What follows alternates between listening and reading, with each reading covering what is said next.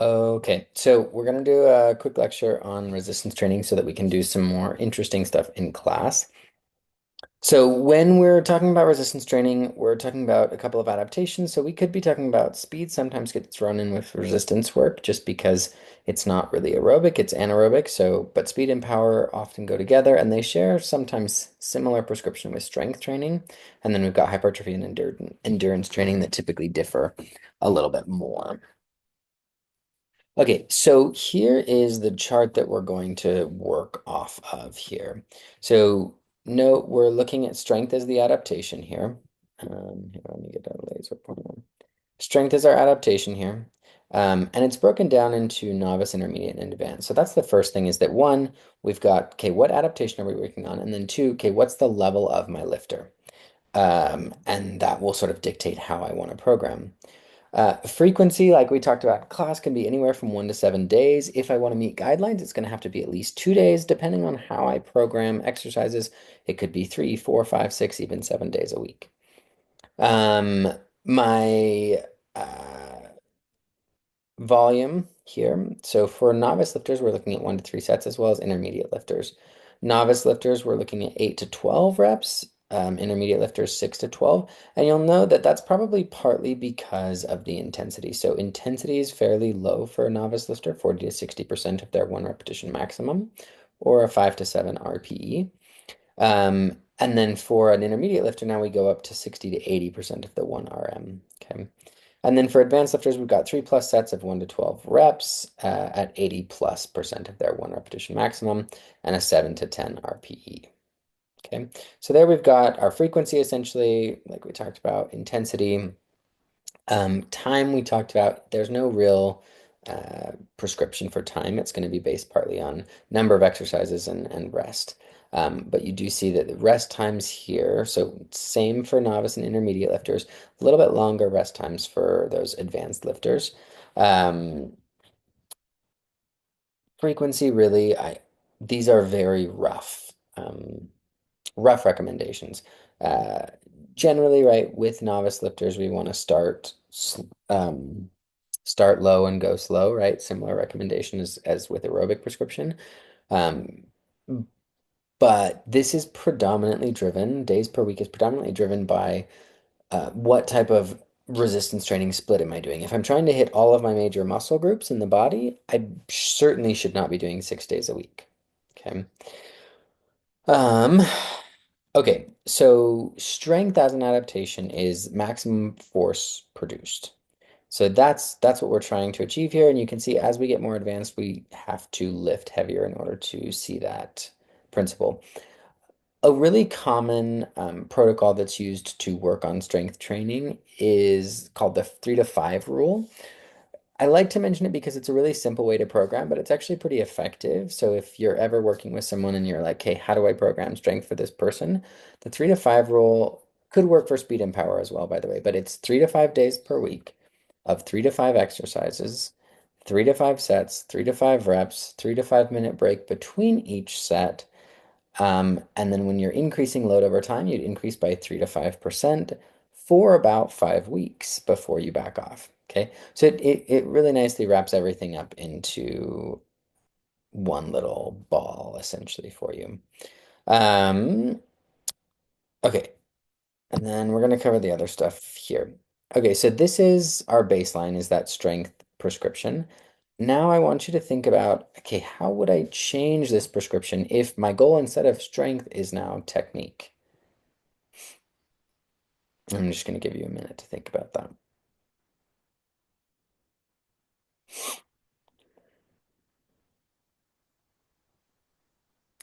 So I just want you to consider, okay, what would I change and why, right? But some of the things that I might be thinking of is, okay, I might want to lower intensity just a little bit to make sure that I have technique correct first. I might actually increase frequency just a little bit, especially with that lower intensity. I can probably recover a little bit faster, and that repetition is going to help me get that the technique down. I also might increase rest time just to give my body time to recover, make sure it's ready to perform the lift as optimally as possible each time, as opposed to getting the body really tired each time or each set. Okay, so then I want you to run through the rest of these two and think about, okay, how would I change the strength prescription for speed? How would I adapt those recommendations? And you can pause the video. I think you should pause the video. I can't make you pause the video, but it is a helpful exercise. So, but some things that I would be thinking is, okay, I might want to lower the intensity, so the percentage of my one repetition maximum, and I might want to lower the number of reps, but I probably want to increase the frequency. So if you're training speed, you can typically train speed because it's at that lower intensity. You can train speed at 4, 5, 6 days a week because you're doing fairly low volume work. Similarly, we've got power. So compared to strength, I'm going to look at, okay, probably a little bit lower intensity here. So lower percentage of my one repetition maximum and lower repetitions as well. I'm going to probably increase my frequency here for similar reasons, right? So we'd expect similar crossover between speed and strength training. For hypertrophy, again, maybe pause the video and think about what you might expect, but typically what we're going to do here is we just want to increase volume. So volume appears to be the most important factor in hypertrophy training. So for strength training, like we said, it's going to be the intensity. So I want a high percentage of my one repetition maximum. But for hypertrophy training, it's actually volume. So I want to maximize like my total number of sets or my total sets times reps times weight. Um, so there's some research that suggests that hypertrophy levels off around 10 sets per week, but more recent research suggests that there's actually no real upper limit for sets per week in terms of hypertrophy adaptation. So I've seen research going up as high as 25 sets per week, and that resulting in greater hypertrophy than a group that's doing, say, 10 sets per week for a given muscle group. So it seems like total volume really matters there, as well as how close an individual is to volitional fatigue. So how close they are to actual failure. So if you're doing a bench press, right, and I'm pushing, and I've pushed 3, 4, 5, 6 repetitions, and on the last one, I start to push up, and I'm shaking, and I literally can't lift, right? That's complete failure, okay? So that does seem to matter for hypertrophy, less so for the other adaptations that we've got listed here so far. I also might, for hypertrophy, I could look at potentially increasing frequency, right? Because that could be allow me to increase volume. But actually, decreasing rest is another way to improve hypertrophy. So it increases the metabolic stress on muscle tissue if I decrease rest time. And that increased stress on the tissue, as long as I appropriately rest in between days or I appropriately rest a muscle group. So I did shoulders on Monday and I wait till Wednesday or Thursday to lift shoulders again, then I would expect that that increased metabolic stimulus, that's the result of decreased rest times inside my workout, so my interset rest times, that I would expect greater hypertrophy with that. Um, One thing I do like to mention here is that people sometimes think, okay, in order to get huge, in order to get swole, I have to lift heavy. The research does not support that. Can you get swole by lifting heavy? Yes. However, that's not necessary. So we see hypertrophy with loads as light as 30% of your one repetition maximum. So I think it's kind of funny when I sometimes have I more commonly see this in female than as opposed to male lifters, but they'll come in and they want to work out and they've been told that it's good for them, but they're afraid of bulking up. Particularly, I see this in like middle-aged females, so like 40 years and older. I see that a lot. Um, it's extremely difficult to bulk. It takes a long time. And I think I talk about that a little later in this lecture, but uh, you can't do that very easily. But sometimes what they'll do to avoid bulking is they'll lift really light weights. But ironically, actually, even at very light weights, even at low percentage of your one repetition maximum, you can see hypertrophy. So anyway, just kind of a side note and a little bit funny to me. Muscular endurance is next. So again, I'd love for you to pause the video, think about what you would change. For me, I'm thinking, okay, for sure, I'm going to decrease intensity here. So my percentage of the one repetition maximum should go down, and I'm going to increase repetitions. So general recommendations would be below 50% of your one repetition maximum here. Uh, for the intensity piece. And I'm probably looking at 12 plus repetitions.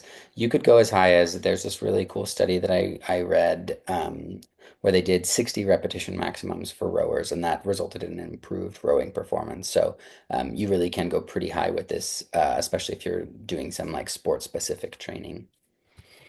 Okay, and then we have aerobic and anaerobic adaptations. For anaerobic adaptations, I would probably want to decrease rest periods here. So you can see that an anaerobic adaptation with resistance training. So I might be looking at like a 60 to a 90-second rest period as opposed to like a 2 to 3 minute rest period in the strength world.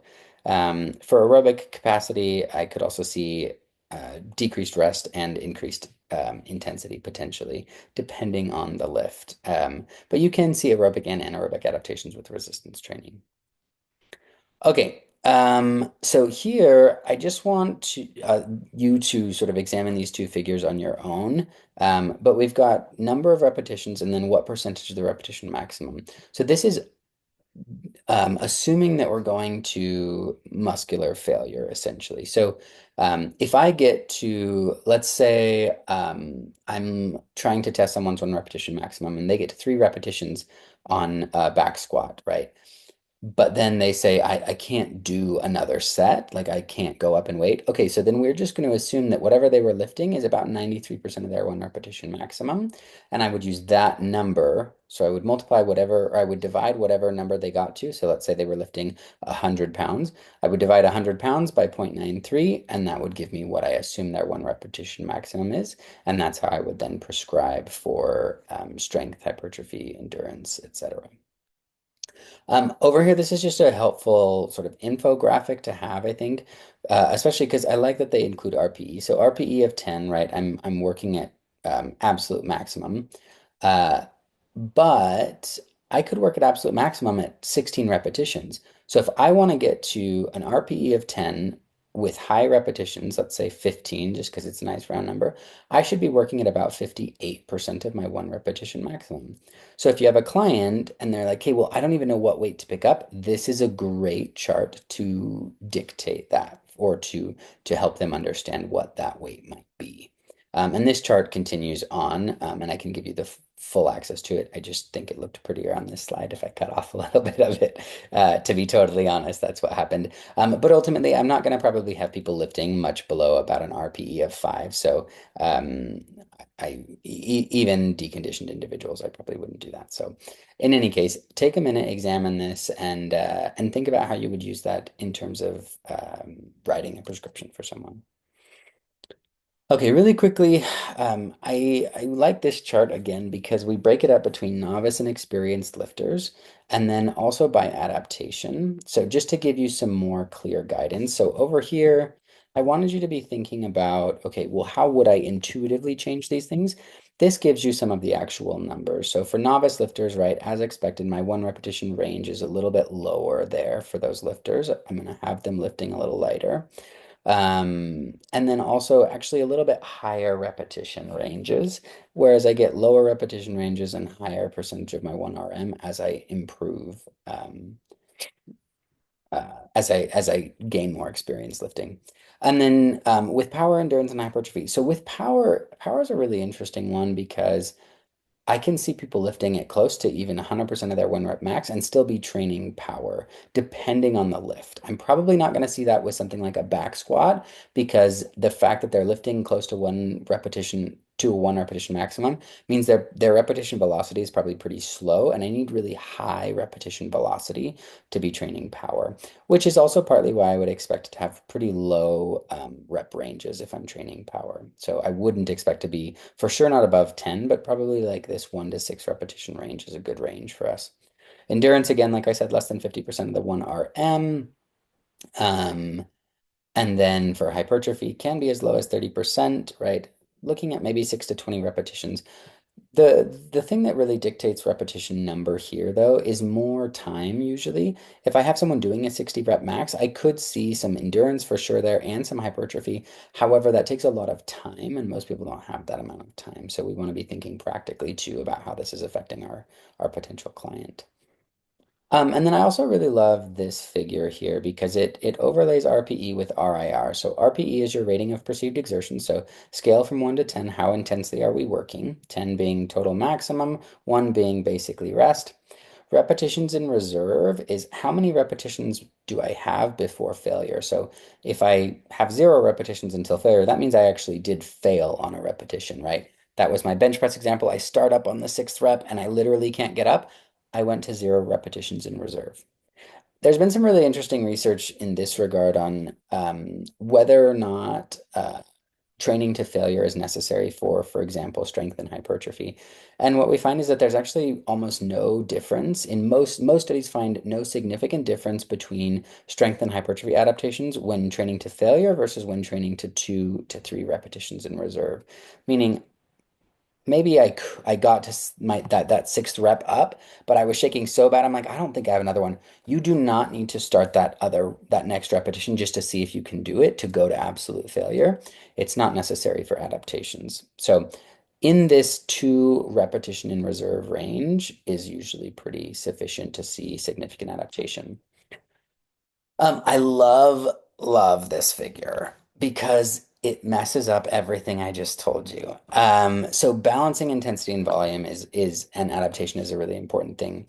So here we have sort of our 4 basic adaptations that ACSM will run you through, but this is actually a figure from the NSCA.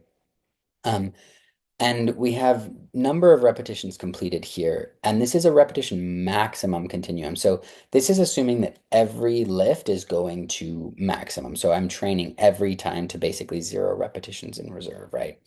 So if I'm training to maximum at 10 repetitions, I could expect, well, I want you to like maybe pause the video and see if you can determine, okay, which color is ideal for which adaptation. Um, I'd love for you to pause it. I can't make you. So, but I'm going to continue. So, 10 repetitions, I would expect that the adaptation I'm going to maybe see the most here is in hypertrophy at 10 repetitions.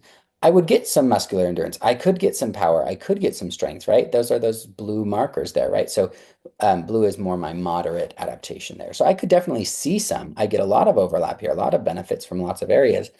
But hypertrophy is my winner here. Whereas when I get into these low repetition ranges, so like 5 or below, I'm really seeing a lot of power and strength. Power would primarily depend on whether or not I'm lifting close to my repetition maximal velocity, whereas strength is just obviously that percentage of the 1 repetition maximum, and you can see we're pretty low here. Green means, yeah, I could see some hypertrophy in these ranges, but it's probably not ideal, and it's certainly not ideal for muscular endurance. Okay, and then when we move into these upper ranges, right, above about 14, 15, okay, now I could see some hypertrophy. I'm getting some moderate adaptation from hypertrophy, a little bit from power and strength, right? We're not even quite in the green yet. And then, but primarily I'm going to get some muscular endurance adaptation here. So I just like to show this because at any given, especially if I'm training close to maximum, at any given repetition maximum, I'm going to see adaptation in all 4 areas likely. I just know that, okay, I'm trying to target hypertrophy. Maybe this like 5 to 12 repetition range is my best bet. Although there is some really interesting new research that suggests that even in these really low repetition ranges, we can see some pretty good hypertrophy adaptation. Anyway, I don't mean to mess it all up. If you're totally confused, you can stick with sort of more this model where I'm giving you some specific numbers. But I do think that this allows you to navigate programming in a more flexible, interesting way. If clients are having a hard time with your program, you can shift it, right? And know that they're still going to be getting a lot of benefit. Love, if you would take some time to examine this. If you're not familiar, I don't know how to say her name, but Zhangwan Li is an Olympic lifter. In the 2018 World Championships, she came away with 3 gold medals, broke a world record. So really impressive lifter here. Make sure you actually are reading what the question asked, though. So She's getting bored with her routine. She lifts 4 days a week and has been focusing on building muscular strength. Just, Olympic lifts, we're typically going to be looking more at power than at strength because the repetition velocity really matters a lot there. But she is telling you, okay, but I want to focus more on strength development during this portion of my training. So what might you do? Um, yeah, and then I have if you download the PowerPoint, I've got some thoughts on what I would do. Uh, but I'm not going to go through them. I just want you to take some time and think through that, given what we just reviewed. Really quickly, if I probably will ask you to calculate volume at some point. So volume is weight times reps times sets. Occasionally, like I said, in the research world, you'll see it just as repetition or as number of sets. In the next slide, I'll give you an example of what that really looks like. Typically, what we see is like the lower limit to see adaptation is 1 set per muscle group, and that does work for maintenance and novice lifters. So we'll go over what that recommendation is in just a minute, but one set for 8 to 10 exercises is enough to maintain or see improvement for individuals in these two camps. The upper limit appears, like I said, we've talked about it being potentially 10 sets, but I've seen as high as 25 sets in a program, and that did have greater benefit in terms of hypertrophy than the 10 set group. So at least regarding hypertrophy, it appears that there's not necessarily a repetition or a total, like a max volume at which we can see adaptation plateau. But I would want to consider injury and novel stimuli here. So injury in particular, if I go too high too fast, I'm going to expect to see some injury, some overtraining, and then actually I'm going to hurt my client's ability to adapt because they don't have the time to adapt. And then if they haven't adapted to the training they're doing and then they try to train again, will likely cause tissue damage. Okay, so quick practical example. So how do I actually calculate volume? So for example, for a bicep curl, I would take 45 times 10 or times 3 times 10. Okay, so and that gives you 1,350. Okay, so I'd love it if you calculated volume really quickly for the rest of these three. I will probably ask you to do this on a post-class engagement and probably on your exam as well. So I'll give you the answers. Here's your answers for volume. Occasionally, I will probably never ask you to do this, but occasionally we'll see, okay, what's my total volume here? Now,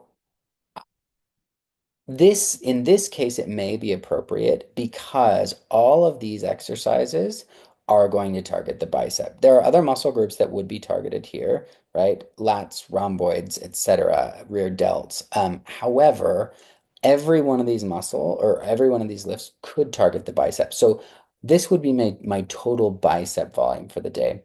However, what you'll sometimes see is that somebody calculates volume for a workout, but that workout targeted maybe full body, maybe a vast array of different muscle groups, in which case that doesn't really make sense. It doesn't make sense to add a volume of legs into my upper body. It's sort of confusing. Now, if you were just tracking sort of general hypertrophy and you wanted to see if the same workout done 6 months later resulted in if you were able to perform higher volume in that workout, okay, sure, that could work. But in most instances, I want to calculate sort of muscle group or movement specific volumes, not sort of overall workout volume. Okay, these are just some ideas similar to that variety section at the end of our lecture, just some ideas on how I might progress things. Really common progression is adding 5% of the 1 repetition maximum after being able to complete 2 workouts of the prescription. So if I'd prescribed 80% 1 repetition maximum for 5 repetitions, if you can do that 2 workouts in a row, it's probably time to go up to 85% of the 1 repetition maximum, or to potentially retest my 1 repetition maximum. Total repetitions, you can, if you don't want to change the weight that you're lifting, right, we could just add potentially 2 reps, again, after completion of 2 workouts at a given prescription. I could increase range of motion. Lateral raises might be the best example here. So I could do a lateral raise and come right up to parallel. But actually, the medial deltoid, for example, is still able to contract past here, and I could come all the way up and then come down. And that's going to require me to, let's say, at 20 pounds, I can do, let's say, 5 lateral raises, right? Okay, in order, if I'm going to start coming up to here, I will not be able to perform 5 lateral raises. So I'll probably need to drop my weight there. So that's another way to progress. Changing rest periods, and that could be rest periods between days and sets. So maybe I was doing 2 days a week for shoulders, and I decided, oh, I actually want to get in 3 days a week for shoulders to increase my volume because I'm really interested in growing my shoulder muscles. Okay, that would be one way to progress the program. Also, just increasing the total number of sets for a given muscle group could also be a way to, or decreasing, sorry, in this example, I'm trying to decrease rest between sets. And that would primarily be targeting like an improvement in hypertrophy or muscular endurance as opposed to strength. Strength, I'm probably not going to reduce rest periods. Frequency, I just mentioned that. Duration as well. So this is mostly for aerobic training, but adding some time in for 4 to 6 weeks. Intention is an interesting one. There is some research that suggests that if I do, let's say, a bicep curl in the mirror looking at my bicep, that actually you do see slightly greater hypertrophy adaptation as a result of that. And what we think is happening is for whatever reason, there is this mind muscle connection. Now, I think it's way overemphasized. The magnitude of change is very little, so I'm going to expect that other things would have a much greater impact on increasing hypertrophy. But it does look like there is some effect there. So if I feel like, okay, some my client's getting close to like maxing out their adaptations, okay, I might want to look at intention and really getting them to contract the specific muscle groups that we're trying to work on together. Okay. This is just a helpful thing to be thinking about. We're almost done, I promise. This is a helpful thing to think about, but this is progress. And this is sort of how we often think about progress is we started with a little and then got a little more, little more, little more, little more, little more. But this is also progress. So notice we similar strategy. So we saw some here. We didn't really see much change, not much change. Then we finally got a change here, little more change here, and then we sort of leveled off here. Okay, so this one we're looking at more like plateauing happening, change isn't happening as quickly. Specifically, if my goal is hypertrophy, I'm going to see a lot of this sort of slow progress. But this is also progress. So I started here and I ended here, but workout two was like amazing. And then I dropped a little bit, dropped a little more, dropped a little more, and then I came back up again. This is really common, especially day to day. So sometimes you'll hear like there's like this heuristic breakdown of if I do 10 workouts, three of them are going to be amazing, three of them are going to be mediocre, and four of them are going to suck. That's still progress. One, the fact that you did 10 workouts is great. But two, not every workout's going to be amazing. Not every workout's going to result in changes. So we really want to be measuring change over time and to give ourselves enough time to expect to see adaptations occur. And just for context, adaptations, I do have this in the slide notes in some places, but for something like strength, speed, power, aerobic training, muscular endurance, I could see pretty quick changes. Looking at, as little as sometimes 2 weeks of training, depending on frequency and intensity. Um, for sure, in like the first 5 weeks, I'm going to expect some changes. Whereas something like hypertrophy, I'm not going to expect if I changed my program or I started a program, I'm not going to expect hypertrophy for probably at least 6, 7, 8 weeks. So also, if you're ever reading studies that are examining hypertrophy and the study length is only 4 weeks, well, it's no wonder we didn't see a lot of hypertrophy because we really didn't give the body time to adapt to this new training stimulus. That's another thing to think about. Like oftentimes you'll have clients come in and I have clients come in and say, I already look bigger and it's been, 2 weeks. And I'm like, that's amazing. I'm so happy for you. There is a swelling effect that happens with hypertrophy. So if you lift, you actually do increase the amount of blood that's flowing to your muscle, right? We vasodilate our arteries that are feeding working muscle. So you can typically see like a 10 to 25% increase in muscle volume, in muscle blood volume. And so yes, you are literally swollen from working out. And so if someone hasn't been working out and then they start and then they start to see changes really quickly, don't deflate them. Just say, "Oh yeah, I'm glad the program's working out for you." But know that actually in terms of like muscle actually growing and changing size, it does take weeks for that to occur. Okay.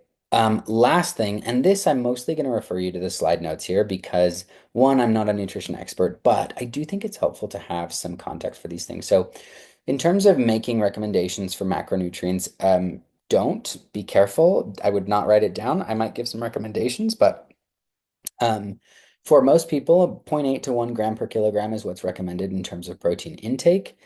So when people say, oh, you should be getting a gram of protein for every pound of body mass, that is a lot higher. That would be 2.2 grams per kilogram. And you can see that the general recommendation is actually half of that, actually a little less than half of that. So just be careful what you see on social media. Hopefully this gives you a little bit of context here. And then like we've talked about in class, for like some type of strength or resistance training, I'd expect about a 1 gram to 1 gram ratio in terms of recovery, appropriate recovery from resistance training. So if I'm getting 20 grams of protein, I would want 20 grams of carbohydrate there as well.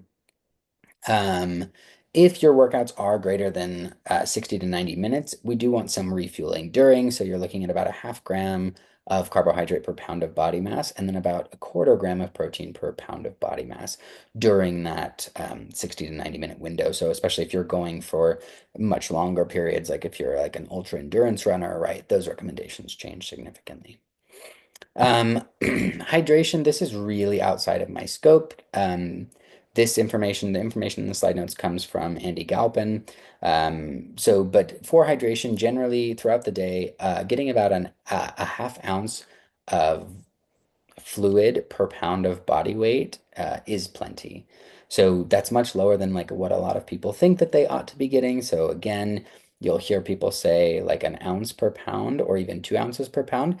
Actually, we can get into hyponatremia if we're getting too high, which is a really dangerous condition where we have really low sodium concentration in the blood. So you can absolutely overhydrate. So be careful what you're recommending. Typically more than an ounce per pound of body weight, we can see that hyponatremia effect coming into place. Nutrition during exercise, there's the Galpin equation and it's in your slide notes, but it's your weight in pounds divided by 30, and then you consume that amount of fluid every 20 minutes during long duration work. So just gives us some context there. Um, for recovery, do I cover? Ooh, okay. For recovery, mostly I look at sleep, and there are lots of areas of sleep that we could look at. You can see the slide notes for a pretty comprehensive review, but um, generally, supplements have marginal effect on sleep quality, so I wouldn't go there. Light exposure does seem to have some effect, so I could look at that. Temperature definitely has some effect, so working out too close to bed increases body temperature, can make it difficult to sleep. Sleeping in too hot of an environment is an issue. Lifestyle also, so lots of like high anxiety. What's my bed environment like? Am I co-sleeping with someone? And if you have questions on this stuff, I actually do know a bit more about sleep. It's a little beyond the scope of this class, but in class, feel free to ask questions, or in this perusal, you can ask questions, and I'm happy to jump on and answer those. Um, Anxiety is also a really common one, and there are some recommendations in the slide notes for how I might deal with that. Um, Supplements are the last thing that I wanted to talk about. So the most well-researched, probably the most, there are two research supplements that are very well researched when it comes to their effect on exercise. So we've got creatine and we've got caffeine. Creatine is extremely well researched. It's very safe for all populations. Um, yeah, and I've got some notes in the slide if you want to look at those. Typically, 5 grams of creatine every day is enough to saturate muscles. There is some cognitive benefit that can be had from creatine supplementation, but typically we see higher doses are needed for that. So in like the last study I read, they actually were using 30 grams of creatine in an older adult population, so greater than the age of 65 there, to see cognitive benefit.